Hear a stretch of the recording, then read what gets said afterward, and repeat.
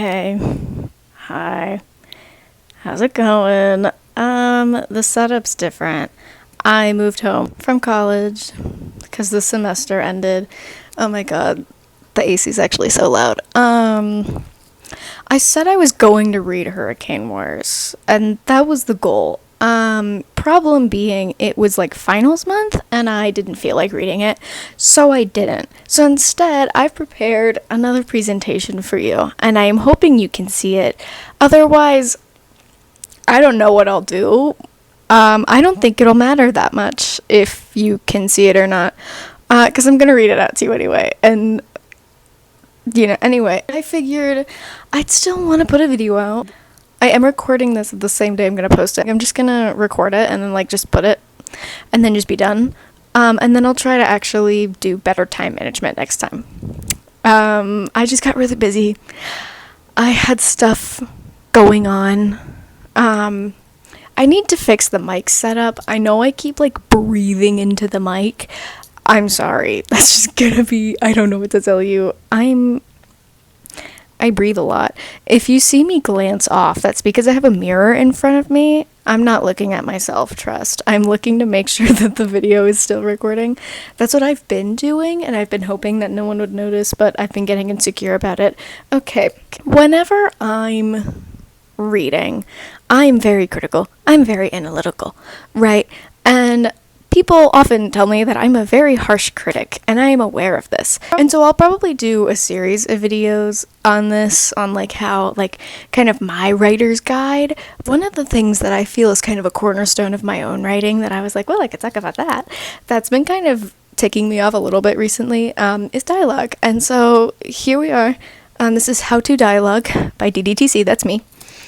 I set this up in a sort of duos type thing, because that's what dialogue is, right? There's multiple people. The first one I have here is so surface level. You would think people would know this, but they don't. It's voice and character.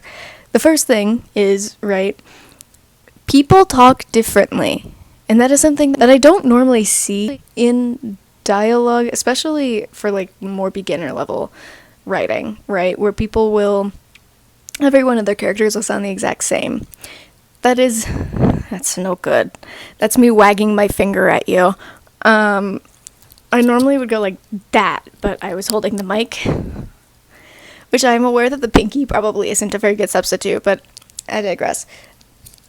This one I don't have many points on, if I'm being honest. It's just, every character sounds different. How I set this up is I have this and then an example from some of my writings. This one, I think I know where this one's from. I have a document that's called Excess, where if I'm not at that point in the writing yet, I will write it down in a document. I don't need to explain all that to you, but I did. So this possibly is from that. Most of these are from that because I don't have many stories that I'm very far in on that have a decent amount of dialogue. When I'm trying to write, I overuse dialogue, so I've been trying to tone that down, and that has been a detriment for this video because that means that I did not have as much dialogue as I thought I would to give examples. So when I'm talking about voice and character, I'm talking about how multiple characters should have different exchanges, right? You should be able to, well, not different exchanges, but different sounds in an exchange. You should be able to tell, based on how a character is speaking, which character it is. And this is something that often is kind of lackluster. And so I have this little exchange. It says, "Isn't it hot?" A boy her age asked, taking a swing next to her. "No." "Oh." He watched the kids alongside her and tapped his fingers on his knees. "So excited for senior year?" School. Yeah, me neither, honestly. Graduation is overhyped. Graduation's the good part." "Well, yeah, it is. Honestly, high school's lame. Not inherently." "Yeah, not inherently." And so, the reason I chose this excerpt is because the way that the exchange is written, right, it tells you through their character voice more about the characters themselves. So you have two people, right, a boy and a girl, and the boy is speaking, trying to get, the validation or whatever from his peers. He's speaking more to, be like, oh yeah, I'm so cool, like, oh, it's whatever, it's fine. The girl, not interested, super blunt. And so, as whatever she says doesn't agree with what he says, he changes his opinion, right? This is kind of what dialogue should somewhat look like. Because, right, dialogue is supposed to tell you who a person is. Through this, you don't only hear that there are two distinct character voices, where one is super blunt and short, curt, right, where the other is seeking validation, kind of insecure. It also tells you more about the characters, where one of them is willing to say her opinion regardless of what other people think, whereas the other is willing to change his opinion based on how he thinks other people are going to perceive him, right? This is kind of what dialogue is supposed to be like. My second point, another duo. Fun fact about this guy, I was terrified of Star Wars as a little kid because Yoda has 3 fingers. I've gotten over it, as you can tell by the fact he's in the presentation, and I can look at it. Voice and syntax, specifically. So the first one was voice as in character voice. This one is voice as in syntax. The reason why I chose Yoda in this was because Yoda has that very, prominent syntax. Okay, I guess the reason I chose Rapunzel and Flynn is just because I really like Tangled. The reason I chose Yoda was because I actually had a purpose. It was because Yoda, the way he talks is different, right? Which I don't remember any of his quotes. Again, I never watched Star Wars, and by the time where I got over being scared of the movies, I just wasn't interested anymore. And so I don't remember, but I do know that Yoda speaks differently, where I think he switches his verbs and his subjects in his sentences. So I can't think of the example. I was going to look it up, and then I never did, and I was like, oh, I'll think of it on the spot, and then now I'm on the spot, and I'm not thinking about it. But right, syntax. Every character is going to phrase things differently. What syntax is it's not just word choice, but it's also connotation and the order in which words come in a sentence. So when we're talking syntax, right, you might think George Orwell versus Shakespeare, 2 very different forms of syntax, right? 2 very different speakers. Even if you've ever read Ray Bradbury, that's how you say his name, his writing is almost very poetic. It's not as abrupt and to the point as George Orwell's is. This is what syntax is. Which I'll get into more for syntax when it comes to time period, but right now I'm just talking about character. I'm trying to read this. Okay, so I'm not going to read this out because it's a lot of text. But I mainly added these so that I could remember what I was trying to say. My point in this one was that you have 2 characters in this exchange. The one character is very abrupt, says what he means. The other overspeaks, right? Kind of rambles. In this exchange, it's an aunt and her nephew. So the aunt is kind of almost erratic, kind of all over the place, just speaking in very long paragraphs. And then you have a 4-word response, long paragraph, 4-word response, long paragraph. And so that's kind of what I mean by syntax, right? It goes into character voice. That's why these are in the same section, because characters are going to speak differently, but how characters arrange their sentences is also going to be different, right? Depending on the character, they're going to say more or less words. Time period. I think what I did is I found 3 different things I wanted to talk about, and then I did 2 of each. So I have time period and anachronisms, and then time period and syntax. So anachronisms, if you're unfamiliar with the word, are basically, they are things that are not applicable to the time period you're in, right? A common anachronism in romantasy is people saying oh God, or geez, or Jesus, because they're in a romantasy. Part of that is fantasy, and they don't believe in the Christian God. That's where those phrases come from. They don't have a Christian God. It's a fiction novel. But they still use phrases like that. Or if you were to have old-timey, maybe in a manhwa, right? Because I'll get into manhwa a bit. Because dialogue is more important in comics especially, and that's where I find a lot of issues with dialogue is in comics, and a lot in prose. I find it's pretty evenly split, but right, anachronisms could be like you're in a Victorian era style or whatever, and they're saying like, oh, I saw his painting on the wall. They had cameras in the Victorian era. Why would they be painting people? That's the era you're going with. You need to know the technology. And so that's what I'm talking about here. This is an example I have from one of mine. It's like a time travel story. And the point of this exchange was that you can utilize anachronisms in order to characterize your story as well. So the point of this exchange, like the reason why the person was traveled back in time was because he got into a car accident. And then it was like suddenly woke up in a different time period where cars don't exist. And so the other character's like, what do you mean a car? And he's like, you know, a car? And they're like, no, a carriage. You mean a carriage? And he's like, no, I've never ridden in a carriage in my life. It's a car, right? That's why I added this quote. Because, yeah, again, I'm not going to read it because it's like really long. And also it's kind of embarrassing to be like, here's something I wrote, read it. So if you want to read it, you can. But my point of adding this is that even if something is kind of incorrect, you can still utilize it in order for characterization and in order for, maybe your plot convenience or whatever the case may be. You just have to be aware of how other characters are going to react to that information. A lot of dialogue is very reactive, and I get into that a bit later, but, syntax, old-timey syntax. This is the period piece type beat that I'm going with, right? So, syntax. What I have written here is verbosity does not equal old-timey. What I have seen, especially in, like, manhwa, I feel like they try a bit harder to sound old-timey than novels do nowadays, but even in contemporary fiction, this does happen on occasion, is in order to portray that it's a older time period, they're going to say things weirdly instead of just with proper syntax of the time.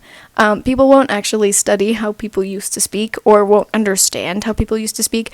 And so it'll be like, instead of saying like, oh, how are you today?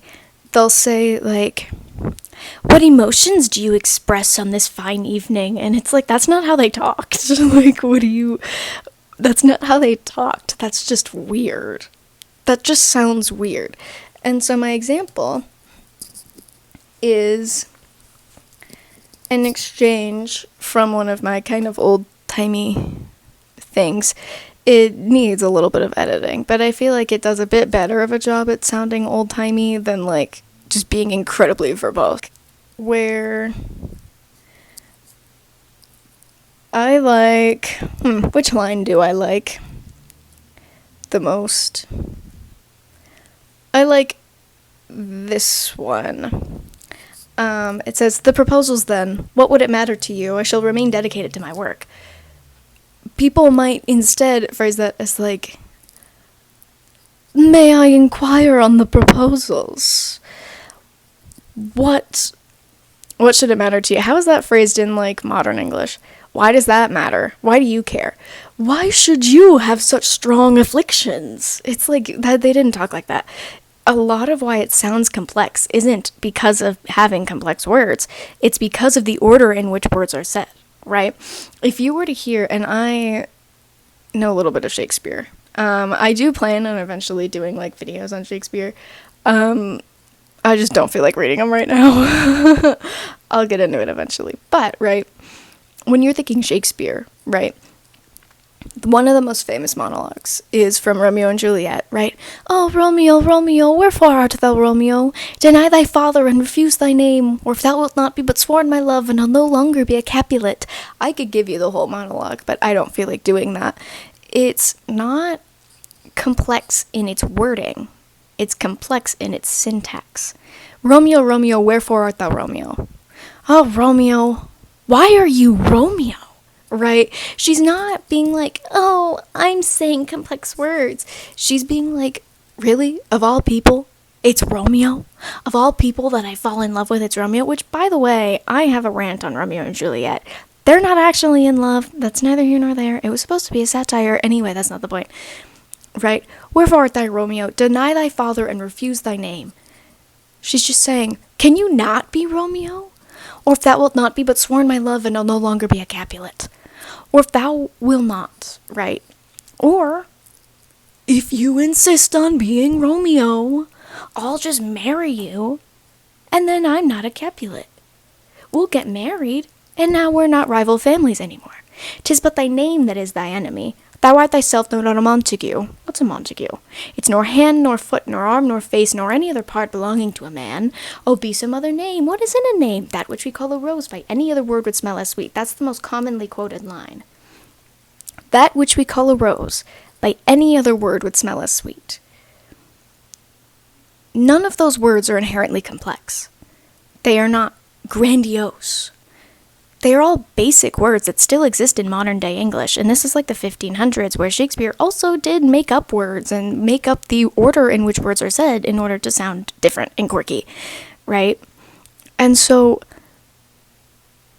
that which we call a rose, by any other word would smell as sweet.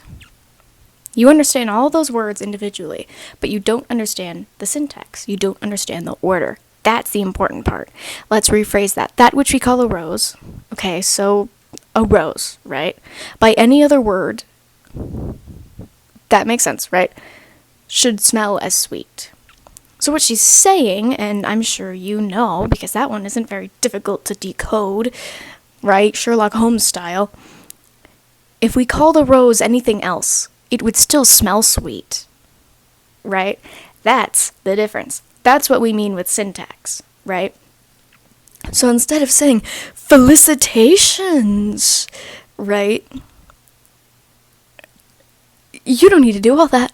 You don't need to do all that. Sure, you can. You can be like, oh, felicitous evening, sire. But that's just weird. Instead, what you could just do is rearrange the order, right? You're asking, oh, good evening. How are you this evening? Right? You're just going to make it sound a little more complex. So felicitations could turn into good evening or good afternoon or whatever, or congratulations, because people tend to use those like as whatever, mix and match, right? So start by just making it a little more complex. You go, instead of good evening, oh, how are you tonight? Okay, how are you feeling on this evening? 'Tis a good evening, how do you feel? Or, 'tis a beautiful night, how do you fare? Right? You eventually get to where it's a longer, more complex sentence, but the wording doesn't have to be complex, right? So you could eventually get to the point where it's like, what? Oh, the weather's quite fair outside. How do you feel about that? Right? And a lot of the thing too, right? I'm spitballing on that. If I was to like sit and workshop it, it would sound better. But, right? A lot of old-timey speak is not complex. It's that you're trying to say what you mean without saying it. You're not going to say, like, oh, she's a bitch. You're going to say, well, it should make sense to anyone with eyes why no one would like her. Right? That's the difference. You're not actually saying she's a bitch, but you're saying, well, I personally don't like her. I don't understand why anyone would. Right? That's the difference. And so syntax, structure, and complexity. It's basically the same as the first one, right? But going more in detail in that. Because I'm saying verbosity doesn't matter. You can still be more verbose. You can add words wherever you want. I don't care. But, right, I added this. This is, I don't remember who I added. Oh, I added these two from Enchanted because they make a very good contrast between, like, social norms. That's why I added them. I added these two. This is, if you don't know, this is Oscar Madison and Felix Unger from Neil Simon's The Odd Couple. And the reason I chose them is because they are foil characters of each other. And so the way they speak is going to be different because they are complete opposites of each other. They're supposed to balance each other out. They're supposed to challenge each other. That's part of the comedy of the show, because it is a comedy, right? That's part of the comedy of the show, right? Felix is uptight. He's super clean and organized, and he is very rigid in his mindset, whereas Oscar is very happy-go-lucky. He goes with the flow. He doesn't really care.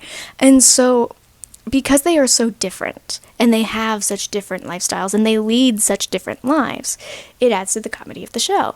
But because of that, they speak differently. Felix, being super uptight, tends to ramble, whereas Oscar, being super loose and laid back, is kind of just like, oh yeah, well, you know, kind of is what it is. Goes with the flow. This, I don't remember where this is from. Give me like 3 seconds. I still don't remember where this is from. I was going through all of my documents to try to find any dialogue I physically could. I found this one. I don't remember where it's from. I like this line. I think this line was why I chose it. I'd be remiss to say I understand your secretism. That sounds a lot more formal. And it's still straight to the point without sounding super modern, right? Because modern would be, why are you being so secretive? Right? That's kind of the point that I'm getting at. And so I don't need to droll on this one a bit longer because it is kind of similar to the first one. The main difference is just that the first one is saying it doesn't have to be complex words, and this one's saying it has to be complex structure. So, you know. I have 2 sections of this. These are panels from a web comic called The Omniscient Reader's Viewpoint. I'm obsessed with it at the moment. It's really well written. I'm going to eventually make a video on it. They're making a novel, and it's being published July 22nd, which is going to be really exciting because I have read the parts of the web novel, and I was not very pleased. I just hit the camera with my foot. I was not very pleased with the web novel. I liked the comic significantly more. I was excited to read the novel, and then it was like, oh, I didn't like it. And because the main thing was, character motivations in the comic felt a lot more natural than motivations in the novel. In the novel, our main character, Kim Dokja, is oddly secretive for no reason. It seems almost like the author wrote it that way because they didn't know how to write it any more skillfully. He's not secretive in a sense that he's an unreliable narrator, but he's secretive in the sense that, well, he knows everything, but we don't want the reader to know, so we're not telling you. It doesn't feel intentional, whereas the comic, I felt, does an amazing job at hiding Doksha's motivations without making it seem like it's trying to hide it from you, right? I felt like it was very well done in the comic, and I'm excited to see if they have revamped the web novel for the published novel, which I am going to buy because it is still really cool. I think it's in volumes. I think they're releasing volume 1, but, yeah, that's why I chose this. And we have our 2 main characters. If you can't tell by the title, Omniscient Reader's Viewpoint, it's talking about Kim Dokja, who's a reader, and he read a book with this young man. I don't know how to say his name. I think it's Yoo Jun-yuk or something, but I don't know how to pronounce his name. It's Korean. I don't speak Korean. I barely speak English. Let's leave it at that, right? So these characters are almost the same person. It's very weird, but we have kind of opposite dispositions with the 2 of them. Kim Dokja tends to lie to hide his intentions, and he's very coy. He's very cunning and conniving. Whereas Yoo Jun-yuk kind of doesn't wear his heart on his sleeve, per se, but if someone wants to get information from him, if he doesn't want you to know, he's not going to say anything. Whereas Doksha might tell you a half-truth, Jun-yuk is not going to tell you at all, right? And so that's kind of the difference between the characters. And so I chose this panel mainly because it was one of the only ones that was on the little PowerPoint, online, whatever, image insert selector thingy. But also because you have Doksha instigating, because that's what he does the entire time, he's an instigator, and then you have Jun-yuk falling for the bait. So you have Doksha insinuating, right, that, because this part, Jun-yuk thinks that Doksha, like, kidnapped his little sister, and Doksha kind of did, because he sent his friends after her to go fetch her, but he himself didn't, right? So he really didn't. That's kind of the type of character he is. He's very morally gray. And so, like, Kim Doksh is one of those people where reading about him in a comic is very interesting, but if you met him in person, you would probably hate his guts. That's the type of character he is. And so you have Yoo Jin-yook falling for the bait, saying, like, you've kidnapped my sister. And Dokja being like, when did I ever say that I kidnapped your sister? Like, dude, listen to what I'm saying. I never once said that. Even though he did. But he never laid a hand on her, so he didn't, right? He half-truths his way out of things. And that's my main thing, is when I'm talking about natural dialogue, I'm more meaning characters never usually say what they mean to say, right? Even in day-to-day life, when you're talking to someone, you're not going to hear them say what they want to say, because that's not societally acceptable, right?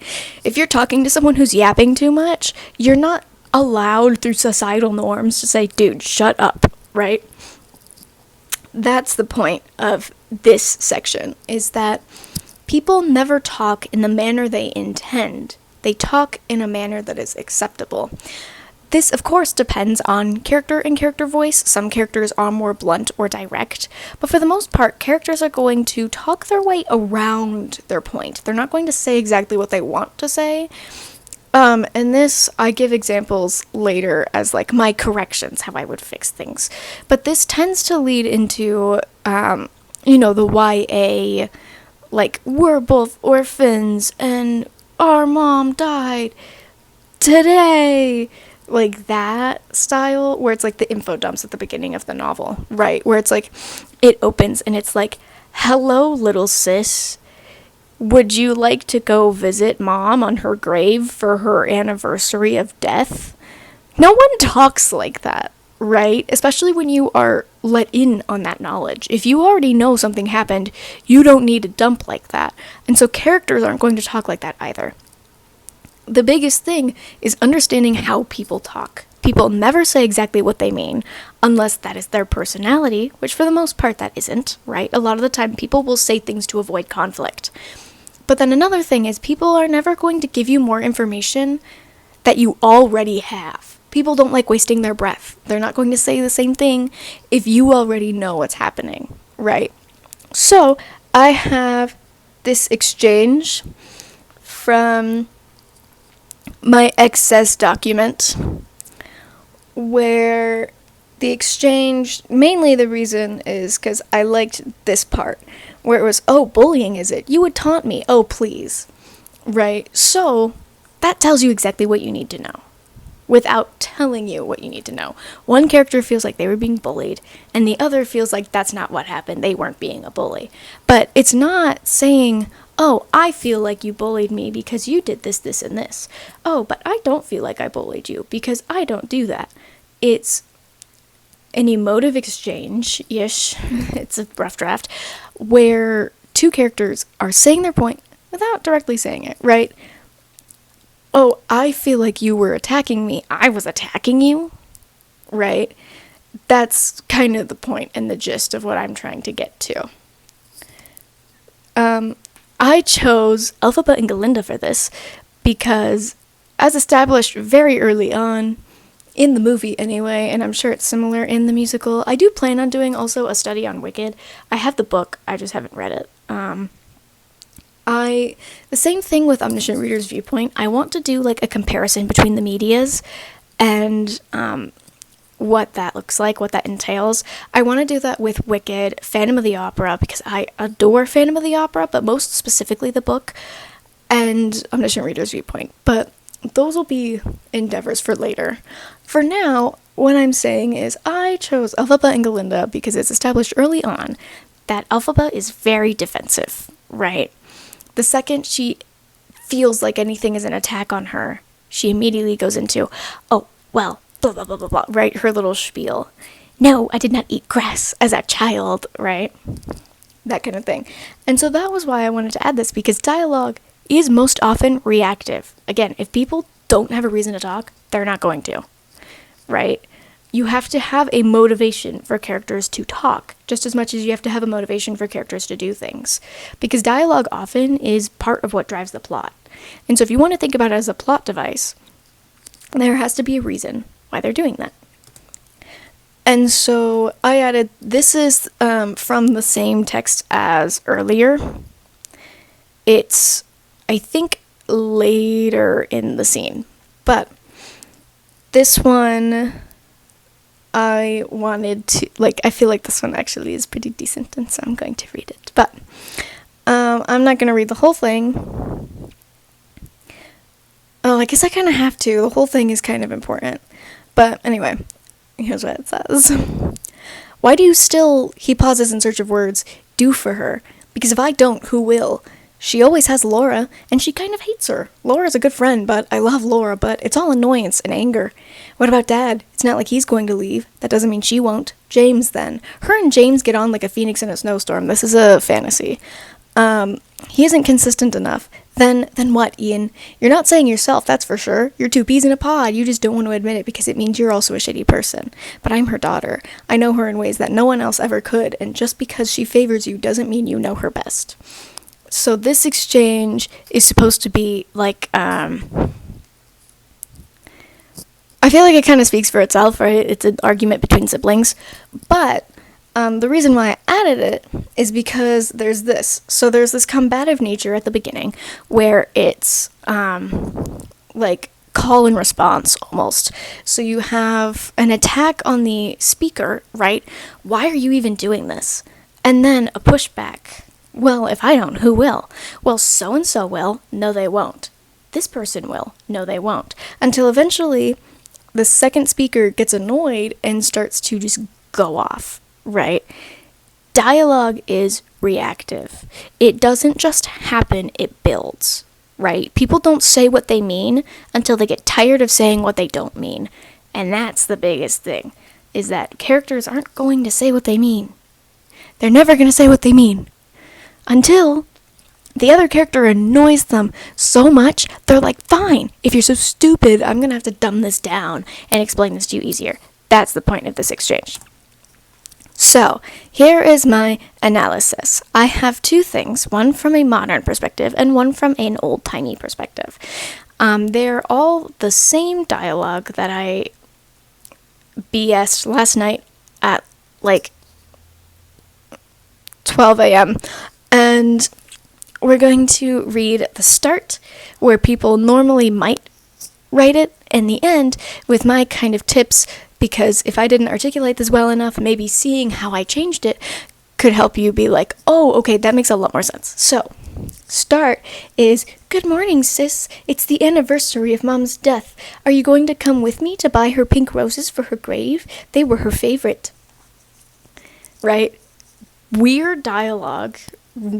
Very clunky. It's telling the reader information that the other character already knows, so this character would not be speaking in this manner. Right? And then we have the end product. I'm getting roses for Mom. You coming with? What'll it matter? She won't see them. Because it's the right thing to do, Becca. Right? So you have, with the first line, right, I'm getting roses for Mom. You want to come with? No one's going to refer to their mother as Mom unless they are talking to another person who also has that mother as their mom. So to ask, are you going to come with? I'm getting Mom something. Right? It's insinuating that these two people share a mother, and they're getting their mother something. The next line, what will it matter she won't see them, makes you wonder, okay, why won't she see them? If you're going to give it to her, but she won't see them, she's probably dead. So that tells you that she's dead without throwing it in your face that she's dead. That's the biggest point in dialogue, is that it has to be inferred by the audience. It's the same thing with any kind of prose, is that you have to assume that the audience is smart. If you assume the audience won't get it and that the audience is stupid, then they're not going to enjoy reading a book. That was why I hated the inheritance games. So then the next line is, because it's a right thing to do, Becca. So this shows, okay, so Becca, a nickname, they're probably close, but the language is very combative, it's very abrasive, right? And so, because it's the right thing to do, says, okay, one of them feels like this is an obligation that, it's the correct thing to do, so we should do it. Whereas the other feels like, I'm not owed to do to do anything, right? So it makes you wonder, why is one of them okay with the mother, but the other clearly isn't? This, despite having less info than this, right? Because, oh, well, pink roses were her favorite. This gives you far more information based on what a reader can imply by how they spoke, rather than what is explicitly told to the reader. You don't get much from this. The language is very, almost clinical, right? It's not very indicative of anything.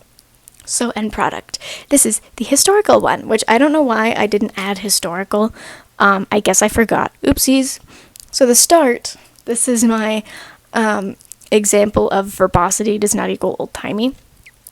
You will notice it is a very similar structure. Sorry, I had to breathe. I have a deviated septum and I just can't breathe to save my life. It is a very similar... I thought my earbuds just broke. That would have scared me. Okay. It's a very similar sentence structure to the original for the modern one. It's just more old-timey. Like how I often see people trying to write old-timey writing and failing. So, it says, "Felicitous evening, dear sister. Another year has passed since our mother departed from this earthly plane. Would you accompany me in purchasing some roses of the pink variety to set at her grave? She proclaimed those as her favorites." A person might have spoke like this if they had a stick up their ass, but this is clearly not the case. And it makes you as a reader be like, oh, I hate this character already. Right? It doesn't tell you much about the time period, it just tells you that this character is very presumptuous. And I don't like them. So, my fix, right, instead of this really long, drawn out, poorly explained dialogue, you have, I realized just now I did not make an end, like a title, like a, what's the name of the slide that goes at the end? A conclusion? I did not make a conclusion. So this is the last slide of the PowerPoint. Oops. Anyway, that's not the point. The point is, I changed this. Oftentimes, the biggest issue with dialogue is that they end up being info dumps, because it's like, oh, well, it's more natural than in prose. Well, the main fix for this that I normally would suggest is making it actual dialogue, an actual conversation. So you have, "Good evening. Indeed, brother. I would like to request your company." "Where to?" "The shop. I wish to purchase roses for mother." "See to it yourself. I have no interest in paying respects to her of all people." Right? So again, it tells you what the modern one tells you, but more old-timey-ish, at least better syntax for that time period. Also, showing possibly like the relationship between not just the siblings and their parent, right, the siblings and their mother, but the siblings themselves. By the way that they speak to each other, you can tell that they're probably not that close, right? And so just changing from having a nickname added to being, "Yes, hello, brother," that adds that kind of distance between the characters. It is very important that you choose your dialogue very strategically, because every single word that you could add changes the meaning and changes the context. It's the same thing with poetry, right? A poet is never going to have a word that they do not need. At least a good poet is never going to have a word they don't need. Prose should be similar, right? When you're writing a novel, every word should be purposeful. And especially in dialogue, every word should be purposeful, because when people are talking, again, they are not going to say anything more than they have to. And so, oftentimes, since they're going to hide what they actually want to say, because it is more intimate to say exactly what they want, right? So, when do you know, right, the difference between writing a character saying exactly what they mean versus a character hiding what they're saying behind, like, a veil? Right, where you can tell, because, like, you know, veils are see-through, right? You can still tell what they're trying to say, but it's not exactly how they wanted to say it. So they have a bit of plausibility that they can fall back on, and they can be like, okay, well, that's not actually what I said, so you're kind of rude for assuming, right? And that is due to the scene. If you're having a scene where characters... I just turned caps lock on. If you're having a scene where characters are being open and emotive and, you know, being almost vulnerable with each other, you're going to find that they are far less likely to veil their language. They're going to say exactly what they mean. They're going to say what they feel. They're going to be open and honest. Whereas in other scenes, especially if it's between people that they don't know, they're not going to do that. A lot of dialogue is tiptoeing between sounding really presumptuous as an author and having stuff that doesn't make sense. You know? And so, I don't know, yeah. That's kind of my guide, if you will. Yeah. Overall, my biggest thing is it's a big pet peeve of mine when dialogue comes across as people never spoke to other people before. Because, like, dialogue is supposed to be an insight into how a character thinks. And if you're just going to speak based on what they need to say versus how they would actually say it, if I feel is, like, kind of a detriment to the book. But, anyway, yeah. I hope this rant made sense. I hope I concluded it well. I was going to make a conclusion slide. Well, that's a lie. I didn't think about making a conclusion slide, otherwise I would have made one. I made these, and I was like, yeah, okay. And then I turned my computer off, and I went to bed. So, yeah, I hope this made sense. I will try to read a book for next month, possibly Hurricane Wars. I talked about this last video. I'm not certain if I'm going to like it, because Hurricane Wars, I did not know, is a Reylo fic. And again, I've already established I didn't really find interest in Star Wars. And so, you know, we'll see. We'll see. I do plan on reading it because I did buy it, but I actually bought it at Barnes & Noble because I thought it sounded interesting, because I was like, oh, I really like the enemies to lovers trope. Not like enemies to lovers as it's written in literature currently, but like the idea of overcoming feelings of distaste towards another person to realize that they're actually not that bad, and you can deal with the things that you dislike about them because in reality the good outweighs it, or whatever. I don't know. I'm just a big romantic. Anyway,